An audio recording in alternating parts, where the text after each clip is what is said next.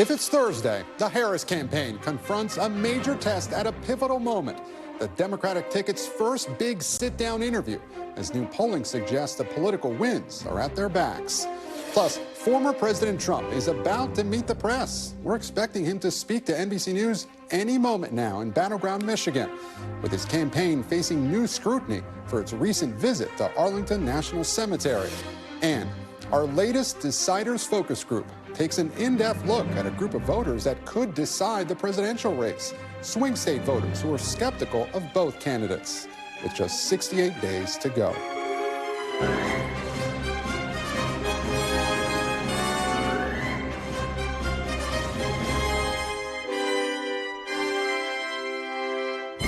Welcome to Meet the Press Now. I'm Gabe Gutierrez in Washington.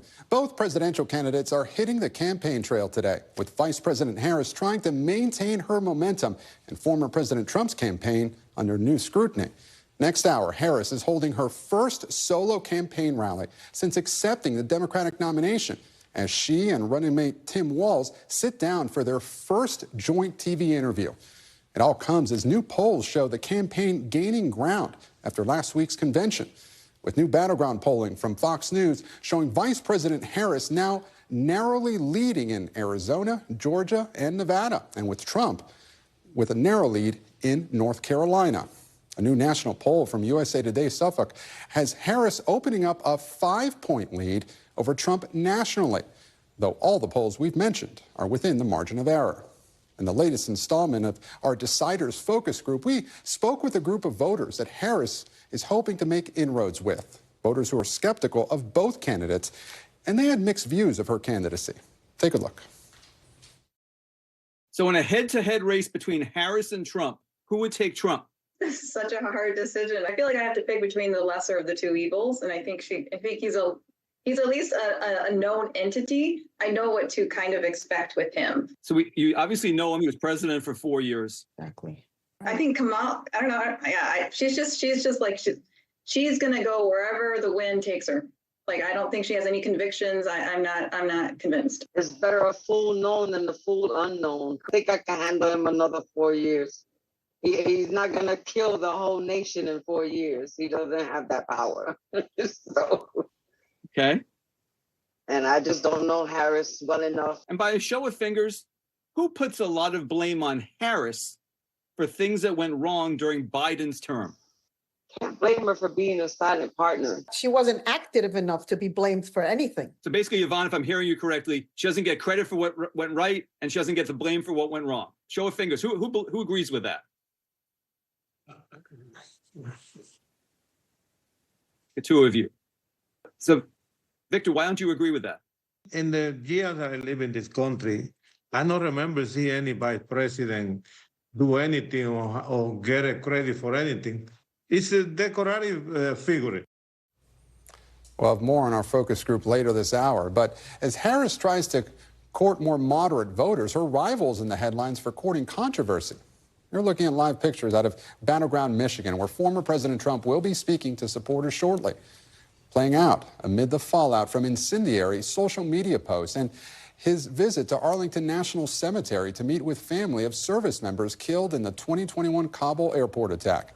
An Army spokesperson and Defense Department officials now confirmed to NBC News that an aide to the former president abruptly pushed aside an employee of the cemetery who was trying to prevent the campaign from taking photos and videos where service members are buried, which could be in violation of cemetery rules prohibiting political activity on those sacred grounds. Some of that footage apparently featured in a new campaign-style Trump TikTok video set to music criticizing the Biden-Harris administration. The Trump team has denied any altercation and defended the visit, noting they were there at the invitation of Gold Star families. NBC News correspondent Garrett Haake covers all things Trump, and he joins me now from our D.C. bureau. Garrett, what are we expecting to hear from Trump today in Michigan? Well, look, Gabe, these remarks are scheduled to be about the economy here today, but I think this has been part of the challenge for Trump throughout his political career, but especially since Kamala Harris became his opponent, is he's not been able to drive a consistent message. He's preparing for the debate. They're trying to get him to, stay focused on these policy attacks. But, based on his social media behavior, the storylines over the last couple of weeks, I think we're going to get kind of a buffet of attacks against the Harris-Walz ticket here as he continues to reach for a line or a series of lines or a narrative thread here that lets him get back on offense. You mentioned those social media posts. You also talked about, the social media posts and also that rhetorically he's been all over the place. Is this a reaction, you think, to Harris's strength in the polls? Yeah, I think it is. I mean, look, Donald Trump, for most of the 600-plus days he's been in this race, has been in the lead. Wherever he was running against, sometimes pretty comfortably. He ran the table through the Republican primaries, never had much of a serious fight there. He was comfortably leading against Joe Biden in a lot of the swing state polls we looked at, and up to and through the debate in which he knocked the sitting president out of the race. Then all of a sudden, he's got a new opponent with a new series of strengths and weaknesses.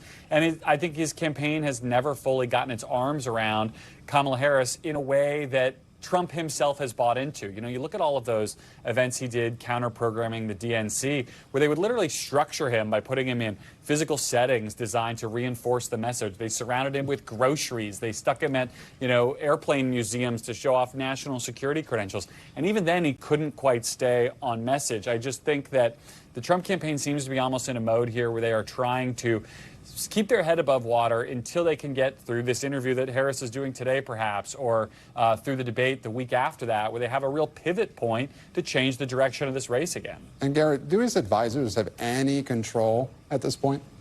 Control is probably not the word I would use, Gabe. I mean, look, this is the bottom line. I think every politician we cover, right, it's ultimately they're calling the shots, right? It's not the staff. The staff is hired. They do a job. They give advice. The candidate makes a decision. Trump, more than many of the other politicians I've certainly ever covered, hears the advice and then discards it. He firmly believes that his own instincts are superior to the data that he is presented with oftentimes, and that he is his own best messenger, and sometimes he tests those messages in real time. So, yeah, look, I mean, I think he's still listening to advice. I think he still trusts his team to a certain extent, but I also think the minute he walks out behind the podium, he's going to do what he's going to do, much sometimes to the consternation of the people who write those speeches and put him in those locations for very specific, poll-tested reasons. And look, his running mate, J.D. Vance, he was in Boston talking to the firefighters union today.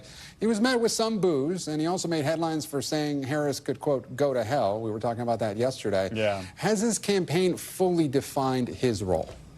I think we're starting to see it more. I mean, look, Vance, I think it was our colleague Chuck Todd who said this when Vance was picked, that the former president wasn't necessarily picking an heir apparent. He was hiring a spokesman. And I think that's the way they look at what J.D. Vance does well. He speaks MAGA in a way that can make it more palatable to different audiences, perhaps even than Donald Trump can. He's very comfortable doing hostile or difficult interviews. He's comfortable being in uncomfortable rooms like we saw in Boston there. And he is can be, when necessary, laser focused on the top of the Democratic ticket, as we saw yesterday, even if the specifics of his comment were kind of fan fiction about, comments that Kamala Harris hadn't made, driving a response that got him all good and riled up. It created a soundbite that the campaign, I think, is perfectly happy about and has certainly gone far and wide today.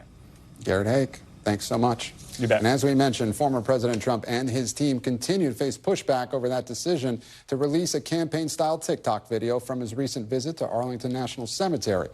Remember, Trump was invited by relatives of the U.S. service members killed in the Abbey Gate attack to participate in commemorating that earlier this week. A mother of one of the Marines killed, who was photographed with Donald Trump, told NBC News she gave her permission, saying she wanted the memories with the former president.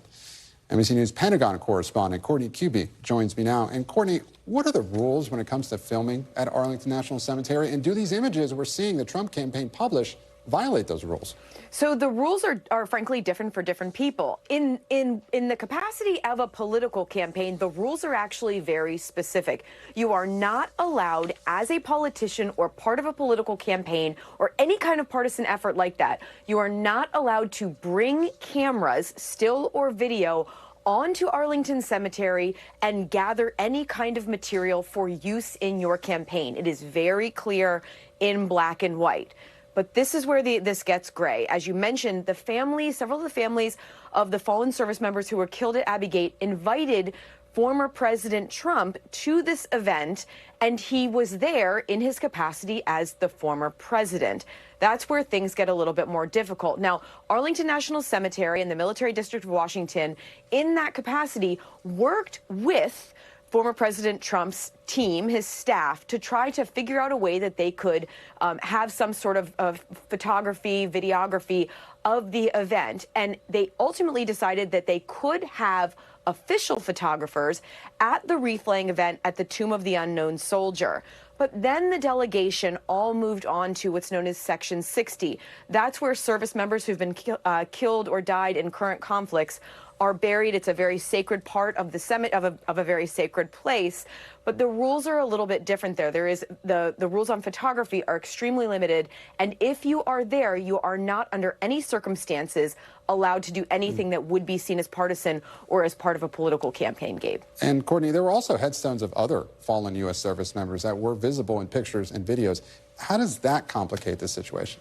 Yeah, so I mean that just makes this what is already, again, there's a lot of gray lines because one of the photos that has been circulated on social media shows some of the the families of at least one of the fallen service members from Abbey Gate, a number of family members and others there, all taking what seems to be a sanctioned photo, in that they're all looking at the photographer. Many of them are smiling, even giving a thumbs up. But you can see, because the group is so big, you can see other headstones in that. Now, neither the other headstones that are visible there were not any part of this, but this just goes to one of the reasons that the photography rule at Section 60 is so strict and frankly is generally adhered to, especially by members of the media who go and cover events at Arlington Cemetery. There is one of the biggest concerns about Section 60 is that other mourners, other family members could be photographed, and that those images could be exploited, or even that they're just made to feel uncomfortable when people are taking photos there. And that's one of the reasons that the cemetery itself is so strict about the policy about photography there. Again, it's really, you almost have to look at it as two separate events, what occurred on Monday. What occurred at the Tomb of the Unknown Soldier, they were allowed to have the official photographer there. When they moved on to Section 60, the rules were really very different. And according to officials who we've spoken to here and throughout the military and at the Pentagon, those rules were very specifically explained to the Trump officials before the event on Monday. Courtney Kube, our Pentagon correspondent, breaking it all down for us. Courtney, we thank you for that. And as we noted up top, Vice President Harris is set to speak in less than an hour. And we're now getting our first look at her and Governor Tim Walz's first joint interview since becoming the Democratic nominees. How should voters look at some of the changes that you've made, that you've explained some of here in your policy? Is it because you have more experience now and you've learned more about the information? Is it because you were running for president in a Democratic primary?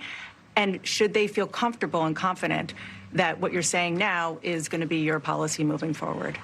Dana, I think the most important and most significant aspect of my policy perspective and decisions is my values have not changed.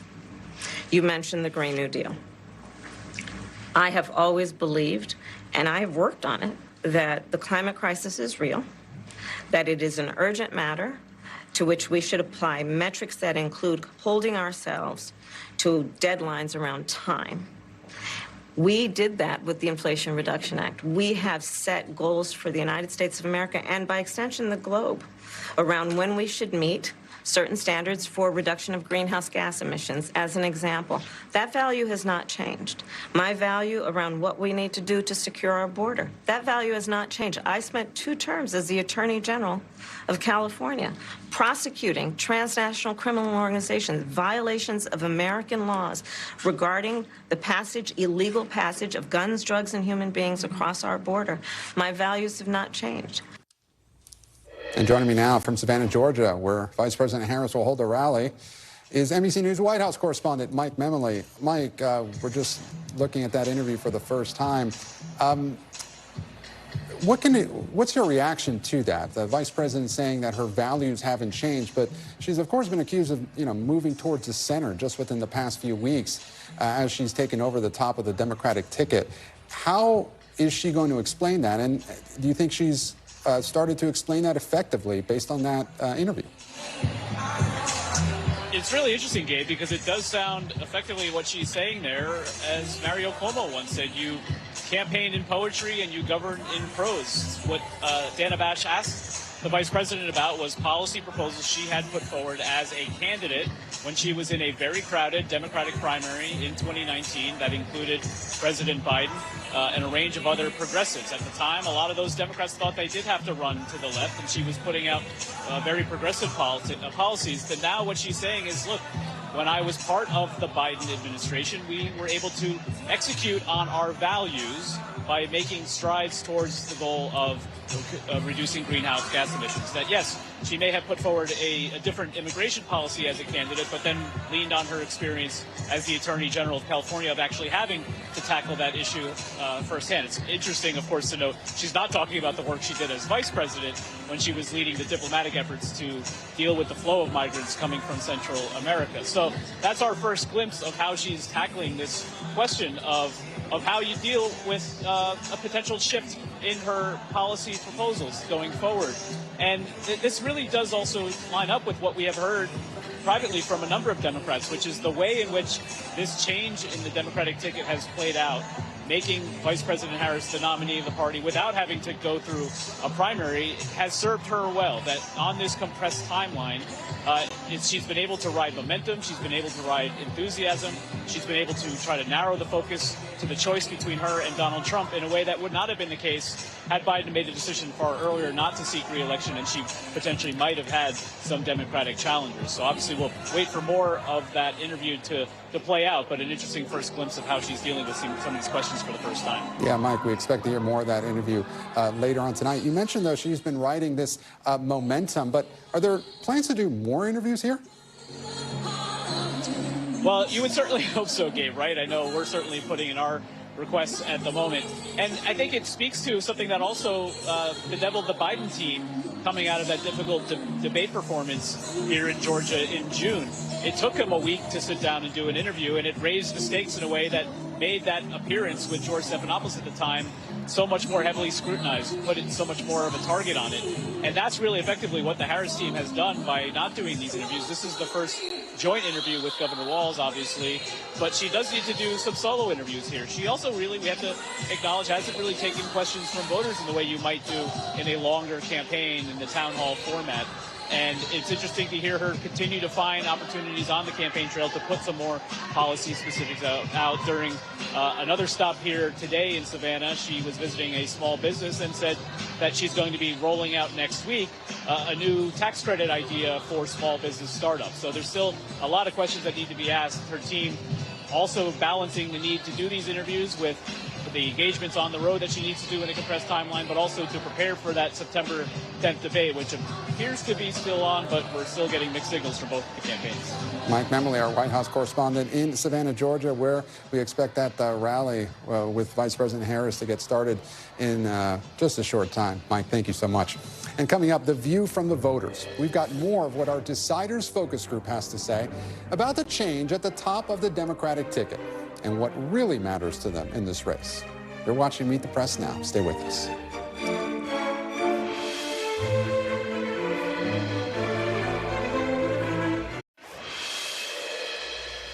And welcome back. We have new insight today from a key group of undecided voters about what they're thinking as we head into the final couple months of this campaign.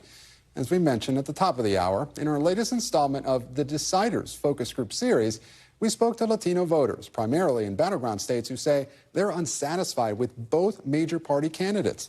As you heard earlier, these voters, who are among the increasingly small sliver of persuadable voters, say they really don't know that much about Vice President Harris. And they also said that Trump would be a bigger agent of change than Harris, but they're divided over what type of change Mr. Trump will bring, or whether it'll be good for the country. Take a listen. I'd like to know who you'd say is the bigger agent of change. In other words, if one of them got elected, things would change more than if the other one got elected. By a show of fingers, who would say Harris is the bigger agent of change?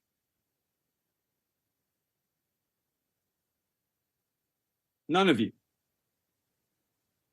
Okay. Who would say Trump?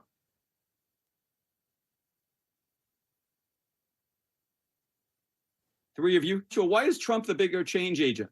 I think he likes to flirt on the edge of what's legal and law abiding, and that he'll push a lot of issues, immigration policy, domestic policy, foreign policy, to the point where it has to keep being litigated by the Supreme Court or the states or Congress. So it's just going to cause, I guess, more chaos, and it'll be more, in my opinion, negative change. So, yeah. And he'll get the Democrats really riled up. So, got it. Maddie, why is Trump more the agent of change? A convicted felon president. Think about it. What would that do for the everyday Joe that's a convicted felon that wants a job to be a police officer or to work as a court-appointed something or something that needs some type of clearance? Gloria, why do you see Trump as greater agent of change than Harris? So again, I've seen what he's done in the past. I think he will continue to do some of that work. I would hope that whoever he surrounds himself with, will actually be advising him and maybe course correcting and doing some more of that with him this time around. But why isn't Harris an agent of change? I don't feel like I've seen much of, honestly, I didn't really even know much about her as vice president. So why am I, what is she going to do different, as actual president? Isn't that by definition a pretty big change by having her be the first female president, first woman of color president? I mean, isn't that a big change? Well, I don't like identity politics. I like meritocracy, that someone gets elected because they're good or they potentially have the background to do well. She couldn't even win her own primary when she was running against Biden.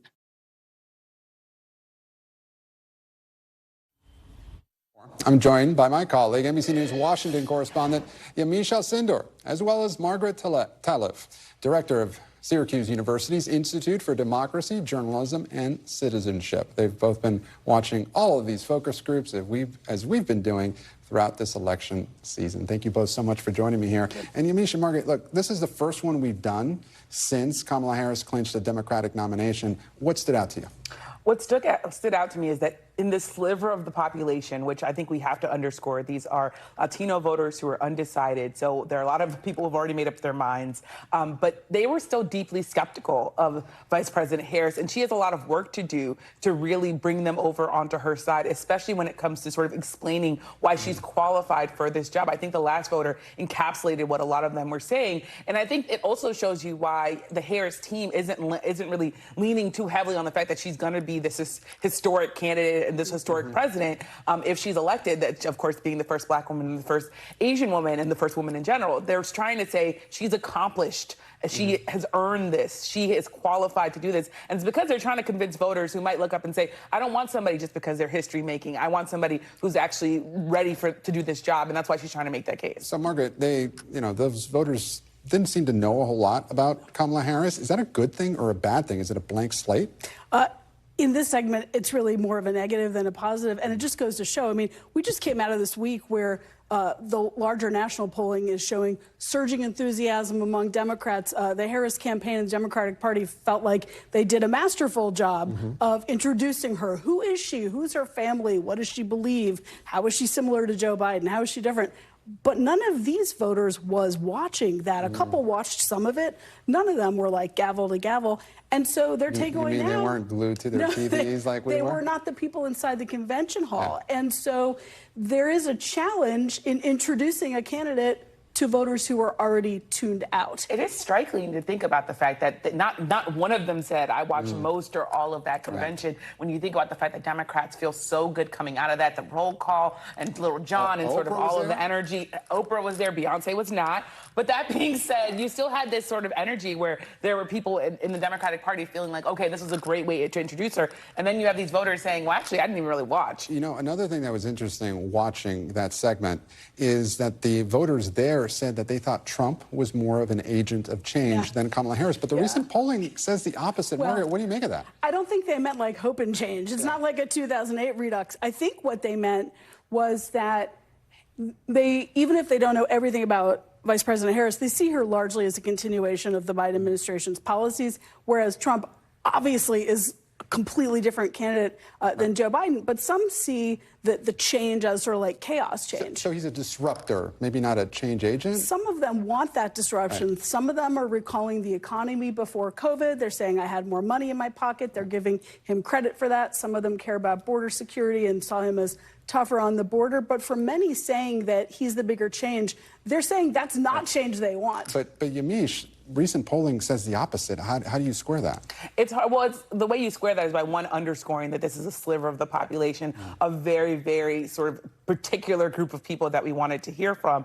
That being said, there is this idea that you have two incumbents running against each other. Even though she's not the president, she's the vice president. And the Biden-Harris administration has been very clear and very, I think, they've been very thoughtful in making sure that the Harris part of that administration was plastered everywhere, that she was in a lot of the press briefings, that she was in all of these moments where the president was making these big decisions. So in some ways that was helpful to her because it showed her in a presidential light, but it also tied her to the Biden administration. Now the big challenge is going to be, and I just about to put out some reporting, a big challenge is going to be how does she differentiate herself? Right. There are some people on the Harris team, just talking to sources, who tell me that they are ready to sort of roll the bus over Joe Biden, that they are ready to say she didn't agree with some of the things that he did, maybe even the Afghanistan withdrawal. Maybe she's going to sort of find a way to lay blame about the things she doesn't like on him, and then she's going to try to sort of say, here's what I would do. I want to turn quickly to what these voters had to say about the issue of abortion. Yes. Let's take a listen. Denise, tell me how abortion is going to be a big factor in who you vote for. I'm a firm believer in a woman's right to choose. That's going to be what I base maybe my vote on. But help me understand that, right? Because before you told me you were going to take Trump, didn't you? I struggle. I mean, had you not brought up the abortion issue, I may have just stayed where I was, but it is a struggle for me. I was in a city that had major demonstrations after Roe v. Wade, and they were very disturbing. And then I'm going to be so all over the place with this. On the other hand, I don't know what Kamala can do in 4 years for this. I really don't. It's too many ways to avoid to get pregnant.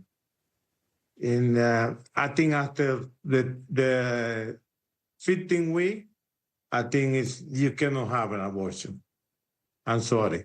Corey, what about you? Child over there. Kind of the same Christian views, right? And being a Catholic, I mean, I guess you can argue lots of ways, but I do very strongly feel like what Victor said at a certain point, that fetus is an actual baby. And that to me, that 15-week mark is definitely that case. It's not just a clump of cells anymore. It's an actual person. I don't think at any point in time I have a right to tell somebody what to do with their body. And I wouldn't want anybody to tell me what to do with mine. So it would be a ban on abortion beyond the 15 weeks? Yes. Why wait that long until there is such an entity in your body that is a real fetus? And, people talk about having the choice, but nobody had choices with the vaccine. You know what I mean? So when people are pushing for choice, it has to go 100%. We have 100% choice, which we didn't have during the vaccines. As it always is, abortion is such a deeply personal issue for so many voters. But listening to those voters, Margaret, how big of an issue do you think this will be impacting how they vote and how other voters vote this election? Setting aside that last voter who may be skeptical, but she defaults to Donald Trump every time, right? This was Vice President Harris's clearly strongest issue with this slice of voters. And it's not around phrases like abortion on demand. It's around phrases like women's reproductive health. Does a woman have a right to make decisions? Should it be between a woman and her doctor? Even if you are in this sort of dynamic, and some of these voters said they support some limits on, they're really struggling with the issue. This was the only issue compared to the economy, compared to the border, compared to knowing who the candidate is and what you're getting. I mean, we were hearing consistently words like, she's a ghost, she's a shadow, we don't know who she is. on this issue, they know where she is and they know where Donald Trump is, and they are much more comfortable with where she And is. it dovetails with what we've been hearing, right? Margaret and I have sat through now these late night focus groups for months. And the thing that I keep coming back to is that abortion is the #1 issue that will actually impact someone's vote. They might not lay it as the top issue. It might be the economy or something else. But when you ask people, how much is abortion going to impact the way that you actually go and put a name down in a ballot box, 9 times out of 10 I've heard is that this actually impacts them. So you see that woman saying, I'm torn, I want to vote for Trump, but abortion is something that's going to impact me. That's a real thing that we've seen across these focus groups. And the Harris campaign is betting on that. Oh, of course. The Harris campaign is definitely betting on this. As Margaret so smartly put, the vice president has just been the #1 person for the administration on this issue. She's toured. She's talked about this. I mean, her campaign slogan, freedom. There are a lot of freedoms listed under there, but freedom to choose what to do with your body is definitely a top one. Yamiche and Margaret, thank you so much for joining me. We really do appreciate your time, and we appreciate those voters sharing their thoughts with us.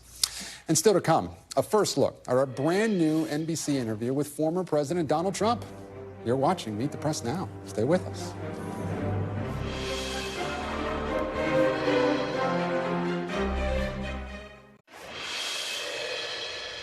Welcome back. Former President Donald Trump is now speaking live in Michigan after wrapping up his one-on-one interview with my colleague Dasha Burns. It comes as his campaign tries to pivot as it appears that enthusiasm around the Harris campaign continues to grow. Take a listen to what he just told NBC News.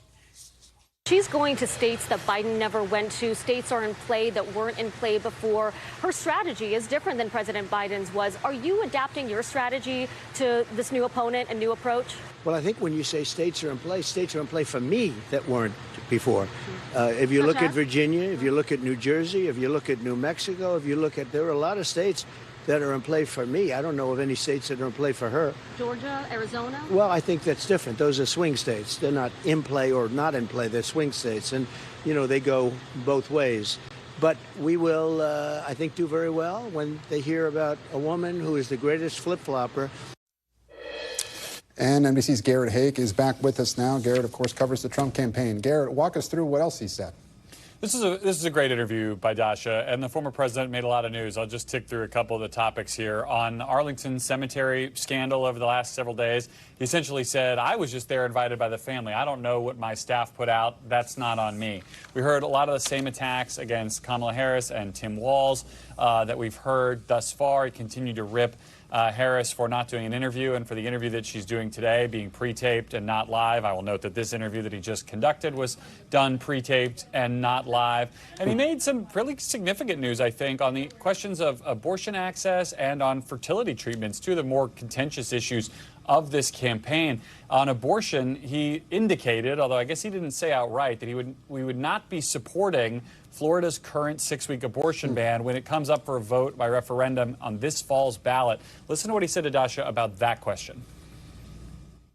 In Florida, the state that you are a resident of, there's an abortion-related amendment on the ballot to overturn the 6-week ban in Florida. How are you going to vote on that? Well, I think the 6-week is too short. It has to be more time, and so and I've told them that I want more weeks. So you'll vote in favor of the amendment? I am going to be voting that we need more than 6 weeks. Look, just so you understand, everybody wanted Roe v. Wade terminated for years, 52 years. I got it done. They wanted it to go back to the states. Exceptions are very important for me, for Ronald Reagan, for others that have navigated this very, very interesting and difficult path. Our country's been torn apart by Roe v. Wade for years. And if you go back 10 years, 15 years, all they wanted to do is they wanted it back in the states. They didn't want it to be in the federal government. I was able to do that. I believe in exceptions for life of the mother. If you look, incest, rape. Gabe, obviously, there is no they or everyone who wanted Roe v. Wade overturned at any timeline here. That's something the former president regularly says. But the idea here that he would not support a 6-week ban, I think, could be received as a slap in the face for some of the more anti-abortion Republicans who have supported him throughout his presidency. The other piece of this, again, a huge break from Republican orthodoxy, he told Dasha that he believes the federal government should cover the costs for IVF treatments, either directly or through insurance companies. Those are treatments that can run $15,000, $30,000. That would be a huge government expense for private health care. Again, a very significant break from traditional Republican views on these issues, one that could cost millions, perhaps billions of dollars, depending on how widely it would be adopted. And again, an effort to perhaps blunt Democratic momentum on this issue after Republicans have fumbled their way through discussions about IVF and about supporting families in ways beyond just the sort of narrow structure of the abortion debate. Certainly a very newsy interview. Garrett, thank you so much for walking us through it. And after the break, mind the gap. New polling has Democrats up double digits in some key Senate and gubernatorial races, even as the presidential margins are razor thin in those states. What it all means. The panel's next. You're watching Meet the Press now.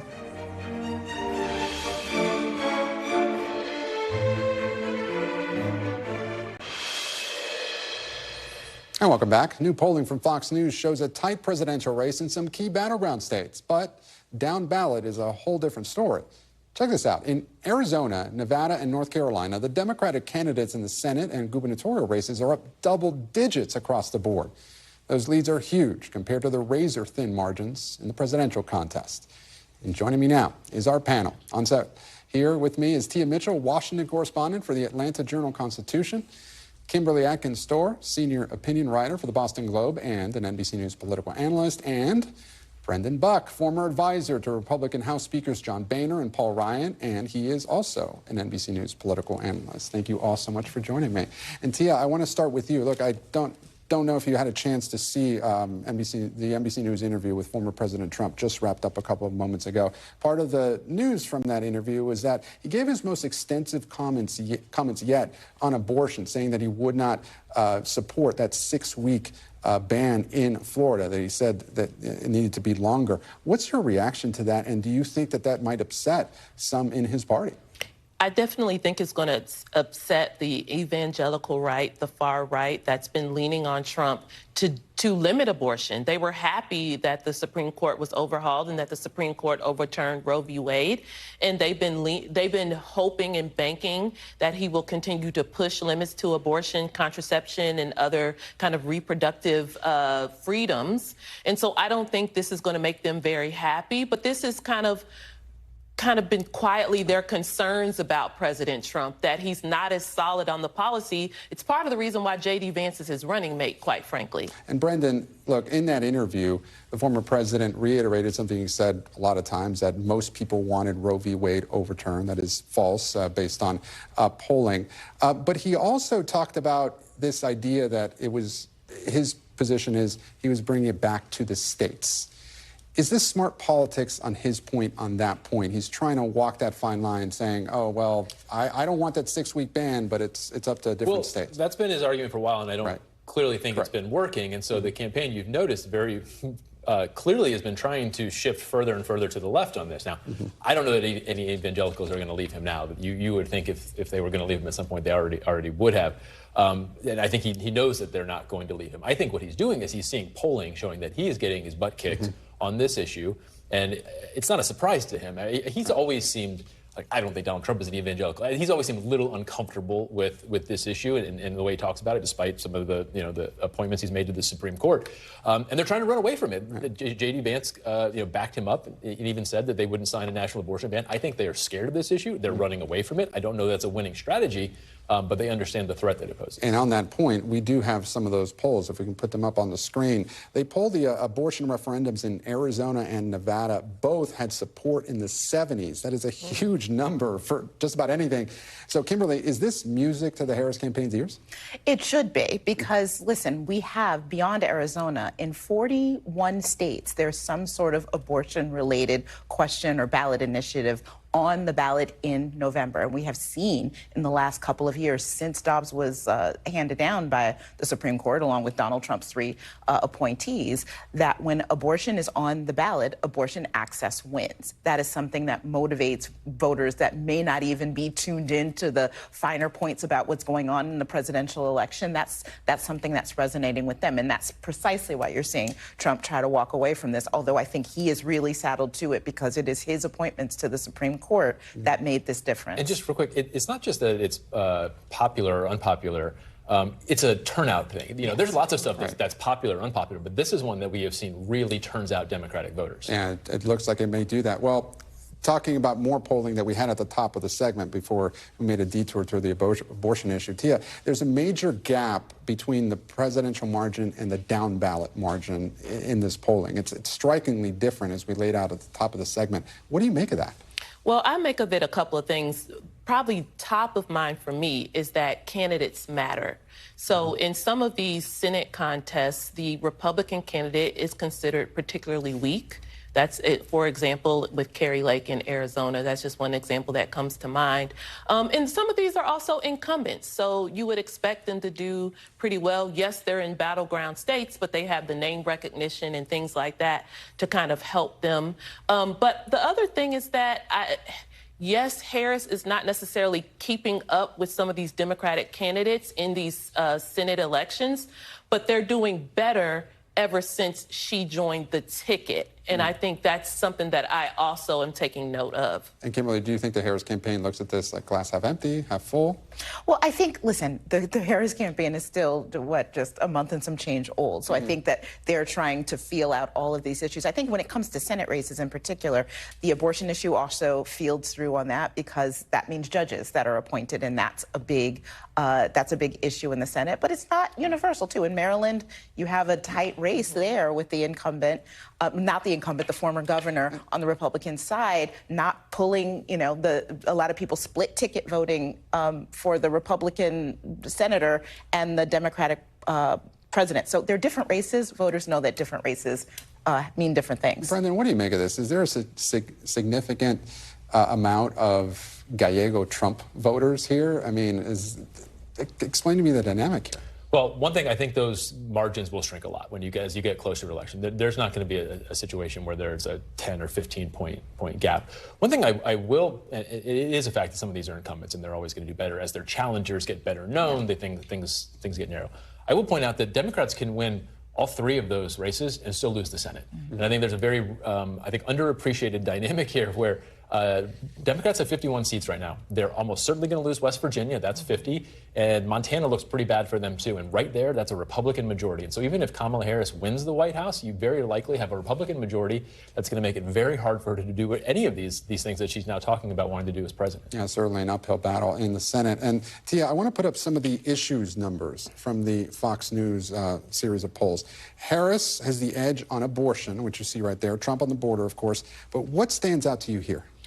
Well, I'll say the economy probably stands out to me because I think Republicans would want Trump to be doing much better than just 8 percentage points difference. Number one, because he's been hammering the Biden-Harris administration over the economy. I also would say immigration similarly. You would just think that, and quite frankly, Biden was doing much worse. Again, it just goes to show you that even on these issues, if Harris isn't ahead, she's doing much better than Joe Biden was. Kimberly, do you think that Harris might be able to cut into that immigration polling just a little bit? I mean, the last couple of weeks, her campaign has really been leaning into her role as a prosecutor, trying to kind of flip the script here on Republicans, bringing up that bipartisan border deal that Donald Trump killed in the House. Do you think that eventually will be effective in time? We only have 68 days left. Yeah, that's one way that time is working against. I think it's good to have a shorter campaign in a lot of ways. You keep that excitement and momentum.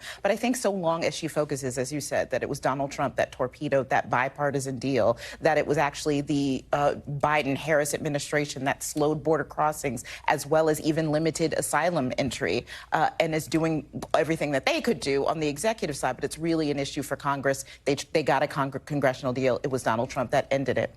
Brendan, Donald Trump's critics and the Harris campaign as well, they say he's flailing at this point, trying to find a message. Earlier this week, he tried to blame Kamala Harris and President Biden for the assassination attempt, saying that they didn't adequately protect him enough.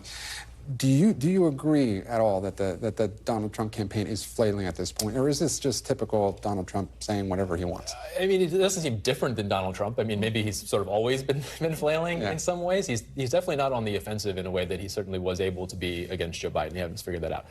What I don't think you can be all that confident as the Harris campaign, though, is it is not as though she's trouncing him in the polls at this point, despite her having the best 5 or 6 weeks in maybe modern campaign history. She had to play catch up. And him being very off message. The polls are almost dead even. The Wall Street Journal has a poll out post-convention with her only up 1 point. You would think that after a convention that she would be up by a lot more than that at this point, and she's not, and you know, there's still some time to go. But it tells me that there may be a bit of a ceiling right now where she still has a lot of work to do at least. He didn't get much of a bump at all from his convention, though, either. Well, the president dropped out shortly thereafter, so things have changed quite a bit since. Well, yes, the former president was also shot right before his convention. So this political season is just, who knows where it goes over the next 68 days. We really appreciate you all being here. Tia, Kimberly, Brendan, thank you all for being on our panel. And still to come, what's next for the FBI after an internal watchdog finds the Bureau is still mishandling child sexual abuse cases years after the botched Larry Nassar investigation. That story's next. You're watching Meet the Press Now. Stay with us.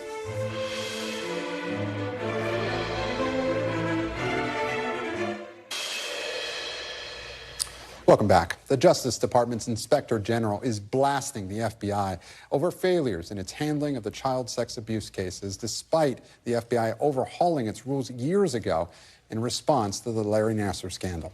In a 56-page report, the IG found that in 43% of the cases examined, the FBI needed to take additional steps as part of its investigations. And in 47% of the cases, the IG found no evidence the FBI complied with mandatory reporting requirements to alert state or local authorities about an allegation of child sexual abuse. The FBI responded to the report in a statement that says, ensuring the safety and security of children is not just a priority for the FBI, it is a solemn duty that we're committed to fulfilling with the highest standards. The FBI's efforts combating crimes against children are among the most critical and demanding undertakings we do. That's a statement from the FBI. And joining me now is NBC News supervising investigative producer Sarah Fitzpatrick. Sarah, thank you so much for joining us here. What led to this IG investigation?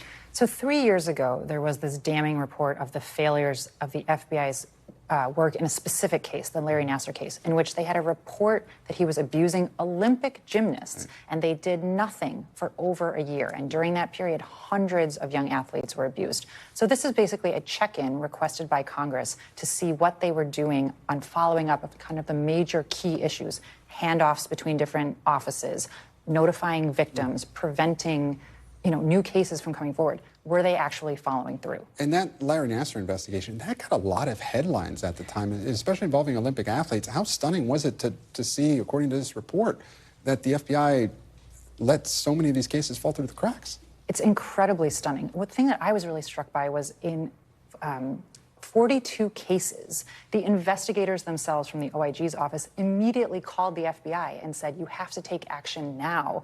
There's something, so deficient here that needs immediate attention, meaning someone is in danger as a result of this lack of action. What does the IG recommend here? So there's a series of recommendations about more training, making sure that people report things immediately. But the thing that I didn't see in this report and that we've asked the FBI about repeatedly today is, are there any disciplinary actions being taken? Mandatory reporting laws are the law. And they said only that they are referring to the FBI themselves for review. And that's part of a broader question, right? This report is out. It'll get headlines today. But what real impact will this have on the FBI?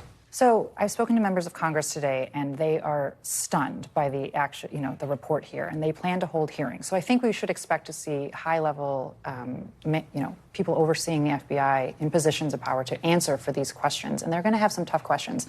But the real answer here is there's nothing immediately obvious that they're going to do. As one victim I spoke to today said, if you can't call the FBI, who can you call? Sarah, we ticked off some of the findings at the top of this segment, but just so our viewers understand, what were some of the main findings here that stuck out to you? The ones that I was kind of most disturbed by were cases in which children continued to be abused for years after the FBI knew that there was a problem. In one case, there's a 2-year-old who continues to be sexually abused for 2 years. And then there are new victims who were abused by the same person that the FBI was aware of, and that all could have been prevented if the FBI followed its own policies and, quite frankly, followed the law. And do we expect more of these check-ins in the next couple of years? What's the timeline here? So there's There's going to be new trainings. They say that there's new efforts afoot, but I think that we should, these congressional hearings will be the first time that we're going to get some of those answers. Sarah Fitzpatrick, we really appreciate you walking us through this. Thank you so much for joining us. Anytime. And thank you for watching. I'm Gabe Gutierrez, and we're back tomorrow with more Meet the Press Now. The news continues with Christine Romans in for Hallie Jackson right now. Thanks for watching. Stay updated about breaking news and top stories on the NBC News app or follow us on social media.